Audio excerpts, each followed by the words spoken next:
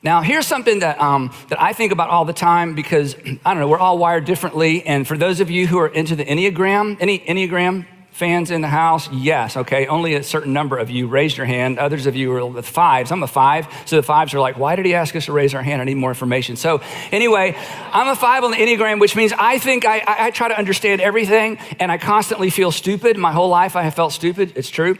And in school, so our family, Sandra and I watch This Is Us. That's kind of like our show. And This Is Us fans, yeah.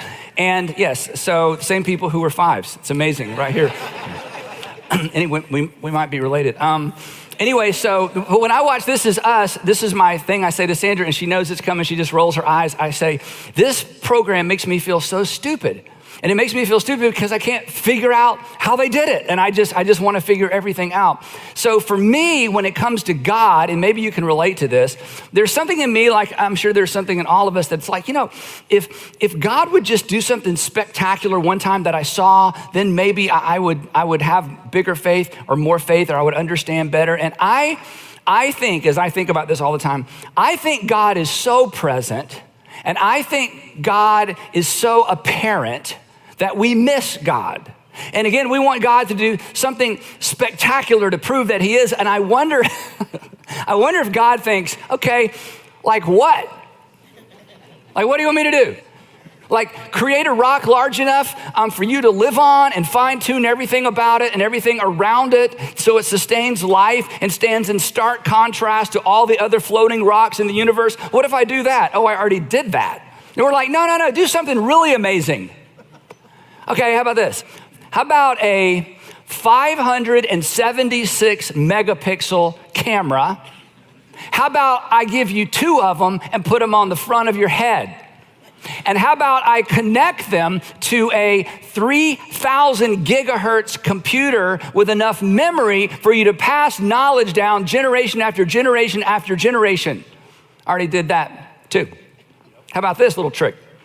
While the speaker is speaking, and before he can finish this sentence, 50,000 cells in your body are going to die and be replaced by new ones before we can even finish the sentence.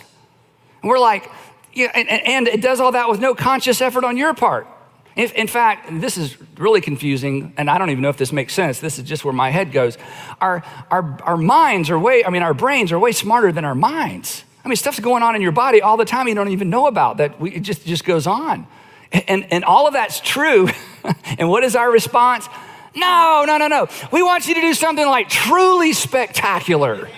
Like a miraculous healing. That would just prove it. And to which God may think, it's not smart to put words in God's mouth, but I think he may think, okay, well, thanks to that 3,000 gigahertz computer that all of you are carrying around, you are able to miraculously heal most diseases yourself.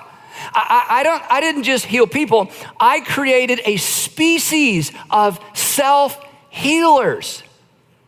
In fact, if people from 2,000 years ago showed up and visited a modern hospital, they would think the doctors are gods. Okay, so I just wanted to share that with you today. We are in part 5 of our series, Bystander. The subtitle is John and the Rabbi from Nazareth, and we are following John as he journeys with Jesus. And John decided to give us an account. He's an old man, as I've shared with you. He gives us an account of his time with Jesus, and he dictates this. I don't think he wrote this. Maybe he did, but he probably dictated this because he's an old man. He probably couldn't see very well, couldn't write very well. And he organizes this account around specific events that he says are signs that point to not simply what Jesus did, but they point to who Jesus was. And he documents all of this so that future generations would know the story of Jesus, but his agenda isn't simply that we know what happened. His agenda is that we would be convinced that Jesus is who Jesus claimed he was. In fact, he has an agenda for you, and he has an agenda for me, and he has an agenda for every generation that would follow. And here's his agenda. He tells us at the end of his document, this thing we call the Gospel of John, he says, by the way, these things are written, the ones I chose to write, because he said, I didn't cover everything Jesus did, but the ones I chose to cover in the order I put them in were written that you might believe I want you to respond to this, not go, oh, that's interesting. I want you to believe specifically, all of you Jewish people, that Jesus is the Messiah that we had been waiting on all of these years. And if you're not Jewish, I want you to be convinced that he is the actual, as odd as this may sound, the unique Son of God. And I don't want you to simply believe that it is true. Once you believe that this is true, I want you to place your trust in him. And by placing your trust in him and deciding to follow him, you'll have a different kind of life in his name. So he has an agenda. And he organizes this incredible account around these events that he calls signs. So today, we come to the fifth sign. The way some people count these, it might be the sixth sign, but I'm going to call it the fifth sign. And he, again, outlines this and gives us this in such a way that we might follow along this little piece of narrative and come to the conclusion, wow, John, you're right. Jesus is who Jesus claimed to be. Now, if you had a paper Bible, an actual physical Bible, your grandparents had these. Anyway, if you had a physical Bible, you would see a heading, something like this, healing of a blind man, in this part of your physical paper Bible. So let me catch you up with where we are in the series, and then we'll jump into this narrative. Jesus travels throughout his ministry, up and down, north and south, south and north, from Judea to Galilee, back to Judea to Galilee to Judea. In Judea, he's usually in danger because this is where Jerusalem is and the temple leaders, and they're a little bit put out by John the Baptist and then by Jesus because they contradict or seem to contradict so much of what they believed, and they're stirring up the people, and they don't want the people stirred up because if the people get stirred up, Rome gets stirred up, and if Rome gets stirred up, there's just trouble. So Jesus will go to Jerusalem and dabble and kind of stir things up, then he'll go back to Galilee, take a breather, teach, and then come back. So in this particular part of Jesus' journey, he's back in the vicinity of Jerusalem, the city of Jerusalem. John is with him, and John says, here's what happened. He could say, but as he says as he went along, or Jesus went along, he saw a man blind from birth. And his disciples, John being one of these followers, asked him, Rabbi, and I'm sure they whispered this, Rabbi, you see the gentleman over there begging? Yeah, he's there all the time. We're curious, who sinned? Who sinned? This man, this blind man, or his parents, that he was born blind? Because the assumption in the first century was that there was a cause and effect relationship between sin and suffering. If somebody is suffering, it's because they sinned. So in some sense, they were getting what they deserved, which obviously had an interesting relationship with the compassion shown to people who were suffering, if you believe they were suffering for some past sin. But the way they thought about it, a pregnant woman could go into a pagan temple and her son or daughter, once they were born, would suffer because of their mom's disobedience to God by going into a pagan temple. So they had all this mystery and all this superstition. Now, we know that sometimes our behavior results in suffering, right? And we also know that sometimes we suffer because of other people's behavior. But when that's the case, it's usually obvious. And when it's not obvious, as Jesus is about to point out, there is no connection. So Jesus shifts their paradigm in what he says next. He says the answer to that question is that him or his parents, the answer is neither. Neither this man nor his parents sinned, said Jesus. You're thinking completely wrong about all this. And then he says something that may create a new category for you, and you may think is insensitive for me to say, but I promise I would not say this if I was not quoting Jesus. I'm not that insensitive. He says, but this happened, this being this man being born blind, but this happened so that, Jesus teaches here and Jesus teaches in other places that pain can have a purpose, that pain and suffering can actually have a divine purpose. Perhaps pain and suffering always has a purpose. Jesus' pain and suffering certainly did. This man's pain and suffering certainly did. And maybe your pain and suffering has a purpose as well. We know it's a category. But Jesus continues, but this happened. In other words, this man isn't being punished. His parents aren't being punished. But this particular pain and suffering or episode of pain and suffering happened so that, and then he gives us the so that the works of God might be displayed in him. So that the works of God, in other words, sometimes God chooses to display his power on the platform or the stage of our pain and our suffering. In fact, you've seen that before, I bet. You've seen someone whose pain and suffering, their response to their pain and suffering was so extraordinary, it caused your faith to get bigger. I've seen that. As a pastor, I have seen all kinds of things, as you might imagine.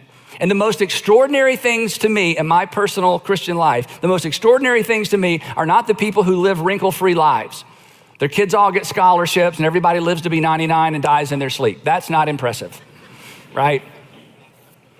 What's impressive is a man or a woman or a child or a family or an individual that goes through an extraordinarily difficult time and their faith is rock solid. There's a man in our community group who has ALS. His name is Tim. Tim is dying of ALS. His faith, his smile, and his confidence is staggering. He makes me want Christianity to be true even if it's not true because of what I see and what I experience with Tim. He's got an incredible sense of humor. I wasn't planning to talk about him, but I'm talking about him. So Tim, he's at home watching. Sorry, dude, I apologize ahead of time. Anyway, Tim the other day, he was just kind of moping around. Usually he's just so happy he can barely get around anymore. And his wife, Carla, says, Tim, what's wrong with you? And he said he can barely speak, so I'm not going to try to talk like him. She said, Tim, what's wrong with you? He said, I think I have ALS and I can't kick it. He comes to our small group. His joy is so, it's just amazing. You've seen this. You have seen God demonstrate his power on the platform of human weakness and suffering. So he turns to his audience. Jesus turns to his audience and he says this, okay, they're focused on this blind man. They're kind of whispering about him. Jesus turns to the disciples and he says, hey guys, as long as it is day, we must do the works of him who sent me. Night is coming when no one can work. To which they thought, see, that's what you do. We're talking about one thing and now you're talking about something else. Okay, we're talking about why this man is blind and now what? He goes on, he says, this is so important. While I am in the world, I am the light of the world. Here's his point. This is so powerful. This is the point of John's gospel. He says, look, guys, my identity, who I truly am, will never be more apparent than it is right now. The light of the world, me, the light of the world will never be brighter than it is right now while I am on planet Earth. And when I leave, it will be dark.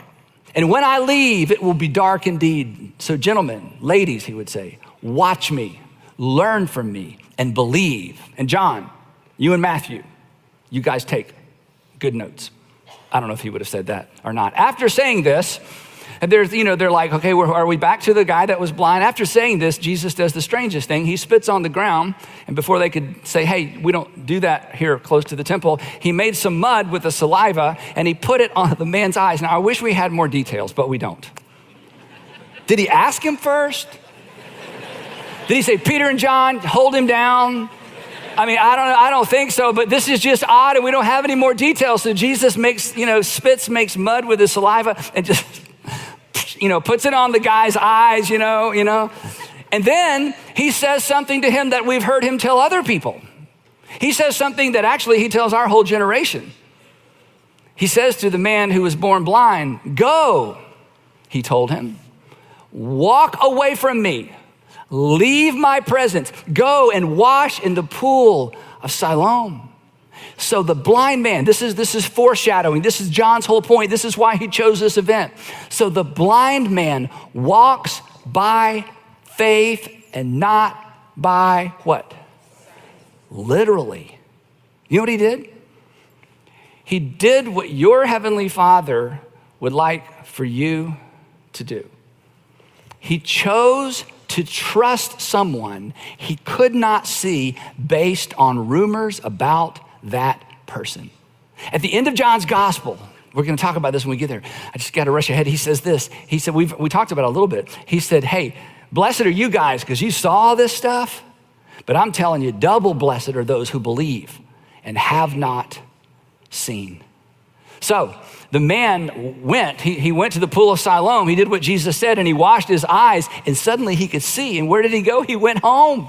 He went home and his neighbors and those who knew all about this guy's neighbors and those who had formerly seen him begging asked, wait a minute, Isn't this the same man who used to sit and beg in the same place every single day, every single week, every single year? Some claimed that he was, but others said, no, that can't be him. He just looks like that guy. But he himself insisted, no, it's me. I'm the guy that used to sit there begging all that time. And I know I look a little bit different because now I can see and I'm walking differently and my stick's gone and my friends are gone. And of course they asked the question anybody would ask, how? How were your eyes open, they asked. And he replied, here's what happened. The man they called Jesus, we've heard of this man. We've heard rumors. Some of you said you've seen him. The man they called Jesus made some mud and put it on my eyes. I guess he didn't know how he made the mud. Maybe it's better not to know. He made some mud and put it on my eyes, and he told me to go to Siloam and wash. And I did what he asked me to do, even though it made absolutely no sense.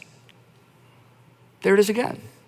I did what he asked me to do, and I washed, and then I could see. And of course, they're curious. And where is this man? They asked him, and he said, I don't know. I didn't see which way he went. Sherlock, right? I shouldn't put words in the mouth of someone that Jesus healed. So this is what he actually said.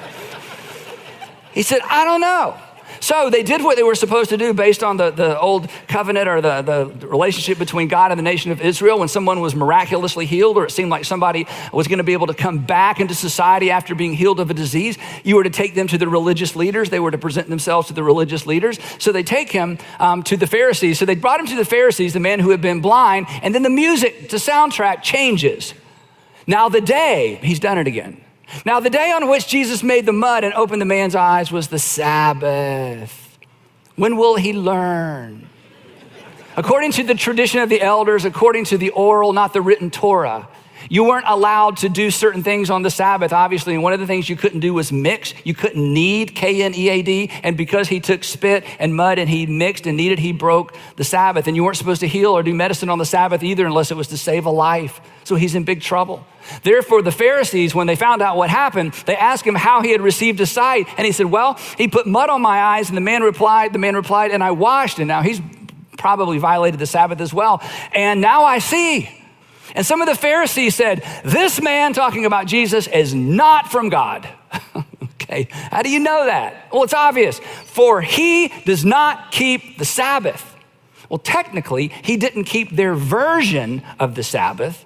Technically, he didn't really break any of God's written law. But what happened was, and let's not be too judgmental, Jesus didn't fit in their God box.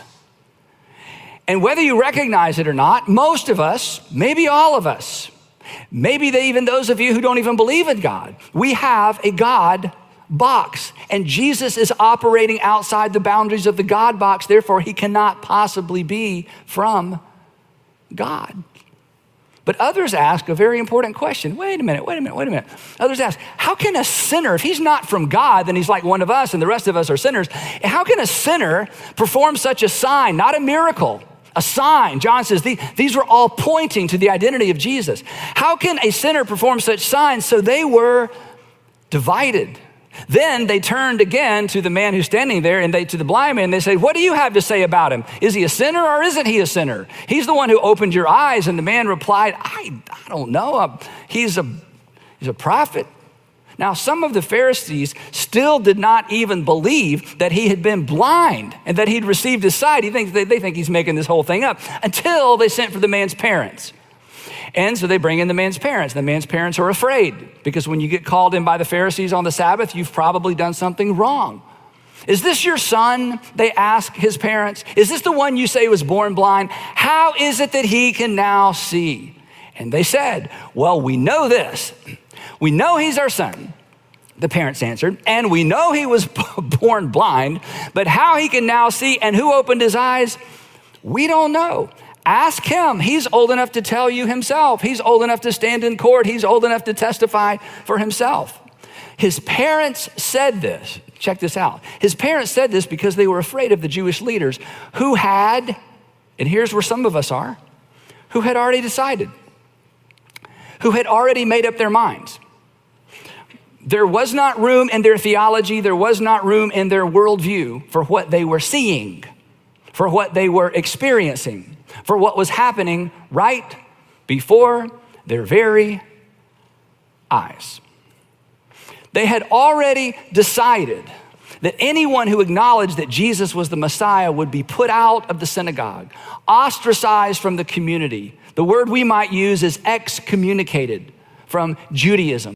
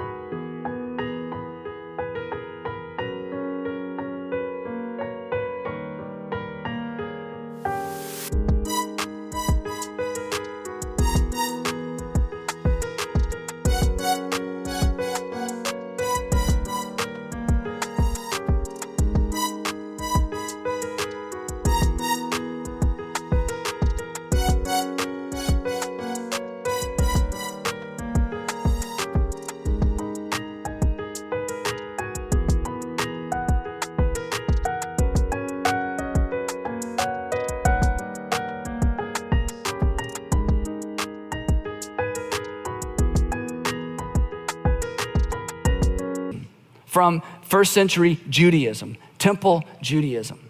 The religious leaders, like some of us, let's be honest, the religious leaders were the ones who were blind. They were actually blinded by their presuppositions. They were blinded by their assumptions. Francis Collins, as we heard a few weeks ago, referred to this as willful blindness. When there's something to see, but you won't look. When there's something to discover and you won't take the time to discover it. When the cognitive bias that just allows you to only take in the information that affirms and confirms, confirmation bias, where you only take in information that confirms what you already believe and you refuse to acknowledge anything that might pull you out of your context, that might cause you to think beyond if you're a Christian or even a non-Christian, outside your God box. So they're still not done with this guy. So a second time, they summoned the man, come back over here, give glory to God by telling the truth. They said, we know this man is a sinner. Okay, so you were blind, we've gotten that far, we've asked your parents, so something has happened, but clearly this Jesus man had nothing to do with it, so give glory to God, because this man is a sinner, and sinners could not perform such a sign. He replies, whether he, Jesus, is a sinner or not, I don't know. And again, here we are. Whether he's a sinner or not, in other words, he would say, look, I don't know everything. I don't understand everything. But here's the thing, I don't have to understand everything to believe something. I don't have to be able to explain everything to believe what's right before my very eyes. I don't have to be able to explain how everything worked out and why it worked out to know that something has happened. I don't have to understand everything to believe something. And here's the good news. Neither do you. And maybe this is where you've been hung up. And I understand this. You want to understand everything before you believe anything. I get this. I am so wired this way. But here's the thing that you and I have in common, okay? Isn't it true that you and I don't hold to this standard in other areas of life? Right? I mean, do you believe in love? Can you explain it? Do you believe in energy? I know you can't explain that. Do you believe in consciousness? We can't explain that either. Here's a big one. Do you believe in information? Yeah, I believe in information. Do you use information? Yeah, can you explain it? Not really. Same with energy, same with consciousness, same with love. Here's some great news. Because I know some of you would love to come back into faith, but your brain won't let you, your mind won't let you. Some of you, I know this for a fact, some of you miss the songs. Some of you miss the energy. Some of you miss the community. But something happened and you got bumped out and you stand on the outside looking in and you think, okay, I miss some of that. But I've got to understand everything before I believe anything. And you don't hold yourself to that standard in any other arena of your life. And your heavenly Father, who's way bigger than your God box, says, let's just take a baby step and believe something. And perhaps along the way, you'll understand more. The story continues. this young man, he's getting bold now. He's kind of fed up with this whole thing. He replied, "Whether he is a sinner or not, I don't know. But there is one thing I do know." And I love this next line. This may be my favorite line in the whole Bible that wasn't uttered by a prophet or uttered by Jesus. He says, here's the one thing I know. Okay, let's just start with what I do know. I can't answer all your questions. I don't know if he's a sinner. Don't ask me any theological questions. Here's what I know. I was blind, but now I see. Let me go over that again for you guys. I was blind, but now I see. And here's the incredible thing. For many of you, you know this. This is the story of millions and millions of Christians. I bet for many of you, this is your story, right? I can't explain it all. I don't understand it all. All I know is this. There was a season in my life when I was at the end of myself. There was a season in my life when I had hit a wall. There was a season in my life when I was controlled by an addiction. There was a season in my life that I was so lonely, I was suicidal. There was a season of my life where I had come to the end and I had no place else to go. And I cried out to God, or I asked God, or I got on my knees, and I can't explain it. I can't show you any verses to substantiate this. All I can tell you is this: something happened. And for some of you, it happened instantly. And for some of you, it happened gradually. But something happened, and you were blind. And now you can see. You've never been the same.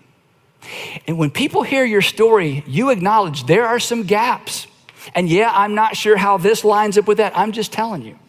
I would not go back to where I was for anything, and only by the grace of a living, personal God who has invited me to call him Father, am I where I am today.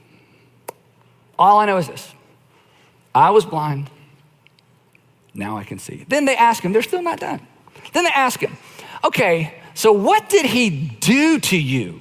How did he open your eyes? They want more reasons not to believe. And now this guy is done. He answered, I have told you already, and you did not listen. Why do you want to hear it again? And then he gets right up in their face. Do you want to become his disciples too? He's done. They hurled insults at him and said, you are this fellow's disciple. We are disciples of Moses. We know for certain that God spoke to Moses, but as for this fellow, we don't even know where he comes from. And now this guy, he's just all up in their face. The man answered, now, that is truly remarkable. I mean, me being healed today, that's remarkable. But here's something more remarkable than that. You don't know where he comes from, yet he opened my eyes. Isn't it obvious where he comes from? Isn't it right before your eyes? How much more evidence do you need to know that he came from God? Somebody who's not from God could not open the eyes of a man born blind. He continues, if this man were not from God, he could do nothing like this. To which they replied, because they're not used to this, you were steeped in sin at birth. In other words, you deserve to be born blind. Your parents deserve to raise you and spend all that extra time and all their extra resources raising you and then being embarrassed by you because you became a beggar. You deserved exactly what you got. You were steeped, you were conceived in sin.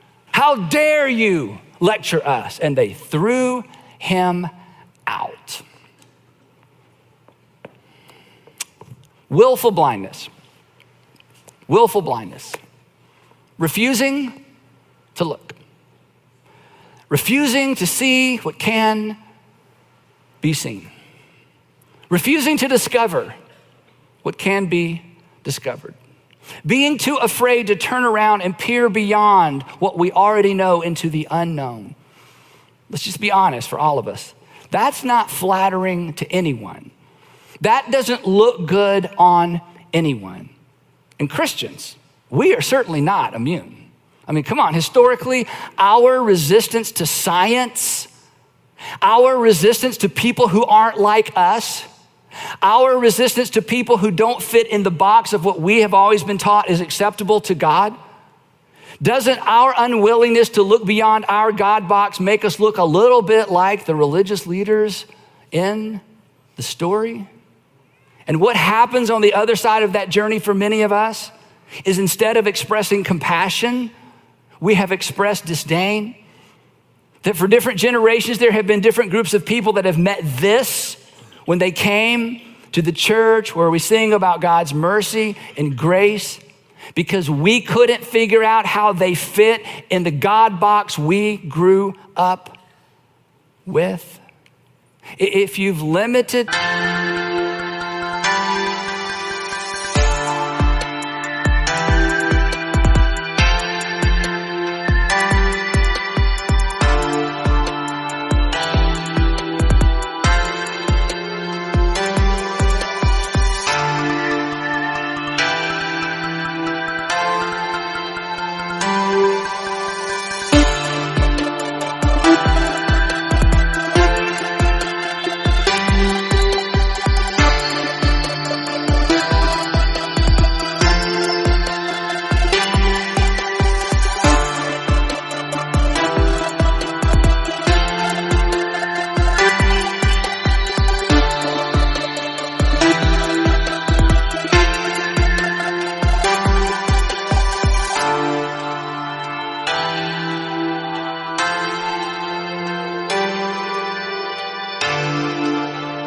God to the God of the box, if you've limited God to the God of the box, you run the risk of leaving outside the context of your spirituality many, many, many people that God loves. And not only this, here's the worst thing. I'm convinced of this. You will ultimately miss God. We should be the most curious, the most accommodating, the most accepting, the most loving, the most compassionate, the most open-minded people in any room we enter.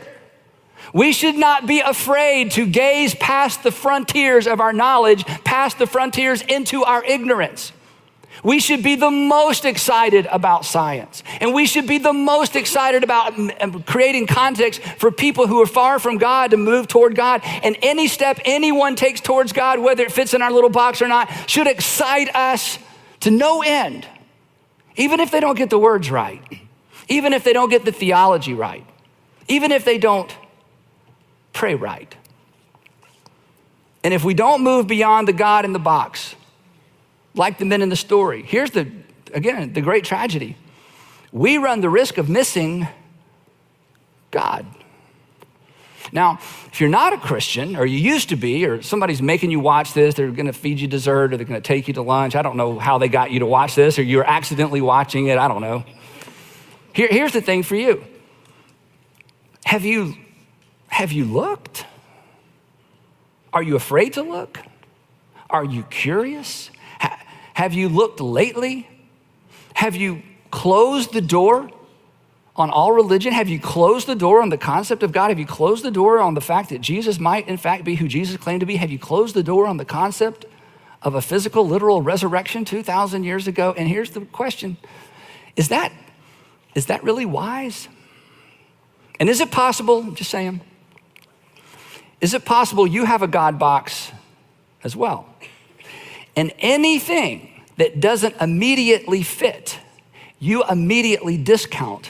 And perhaps that's why you walked away from faith long ago, or maybe even recently. In fact, it's even stranger than that. Maybe the God you quit believing in is the same God that some of us Christians try to keep in a box. And you had the courage to look beyond the box and lost faith. And many Christians are afraid to look beyond the box because they're afraid they'll lose faith. And the truth is, God is a whole lot bigger than our little itty bitty box. In fact, perhaps God is bigger than you thought he was. And perhaps, this is the kicker, perhaps God is bigger than you were taught he was. Because I think we would agree with this. It's okay to be wrong.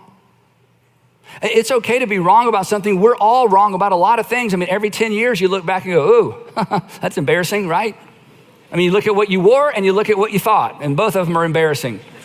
Fortunately, there are no pictures of our misconceptions about things, right? 20 years ago, oh my goodness, I can't believe I thought that and believed that, right? 100 years from now, we're all gonna be proven wrong about most things, right?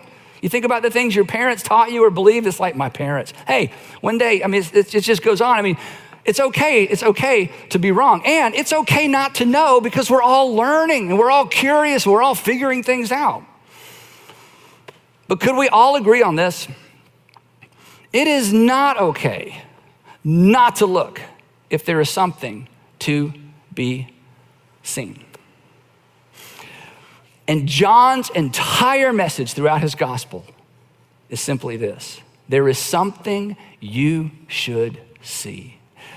If you had seen what I saw, if you had seen what we saw, I'm convinced, he would say, we're convinced that you too would believe that Jesus is the Messiah, that Jesus is the Son of God, and that by believing you would have life in his name. Here's what I think he would say. He would say, look, I'm a simple man. I was a fisherman. I was minding my own business when he came along. I was just a bystander who had the privilege to live in the days when the light of the world touched down in the world, and it was so unbelievably bright. And it was so much better. And he was so much bigger than any of us thought he was. The biggest discovery of all, I think he would tell us, is this: he so loved the world that he gave himself so that no one would ever be lost to God. And that took us all by surprise. And when he died, we assumed we had been fooled, we had been tricked, and it was over. But then he rose from the dead, and we realized he's exactly who he claimed to be. And oh my goodness, this whole thing was so much bigger than we thought it was. The good news is this: you do not have to understand everything to believe something. So would you consider the invitation of John and just look, and perhaps one day believe, or for many of you, believe again?